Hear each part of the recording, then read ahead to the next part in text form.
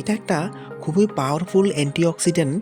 এটা কোষকে বা সেলসকে ড্যামেজ হওয়ার থেকে রক্ষা করে আর শরীরের ওভারঅল ইমিউনিটি ফাংশনটাকে সাপোর্ট করে। কেন এটা প্রয়োজন? অ্যাজ এ অ্যান্টিঅক্সিডেন্ট, কারণ এটা ফ্রি রেডিক্যালসের সঙ্গে ফাইট করে আর সেল ড্যামেজটাকে হতে দেয় না। তো ফ্রি রেডিক্যালসটা কেন উৎপন্ন হয় বা কেন হয়? কারণ হচ্ছে গিয়ে স্ট্রেস বা স্মোকিং বা পলিউশন বা এজিং, এইসব কারণে ফ্রি রেডিক্যালস উৎপন্ন হয়।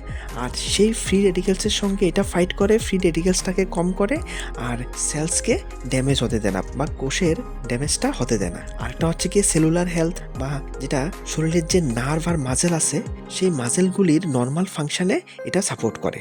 আর হচ্ছে গিয়ে ইমিউনিটি, তো শরীরের ওভারঅল ইমিউনিটি সিস্টেমটাকে এটা বৃদ্ধি করে। তাহলে মনে রাখবেন, এই যে ভিটামিন ই, যেটা সায়েন্টিফিক্যালি টোকোফেরল বা স্পেশালি আলফা টোকোফেরল, যেটা মেইন সায়েন্টিফিক আইডেন্টিটি, এটা হচ্ছে গিয়ে শরীরের ওভারঅল বডি ফাংশনের জন্য খুব প্রয়োজনীয়।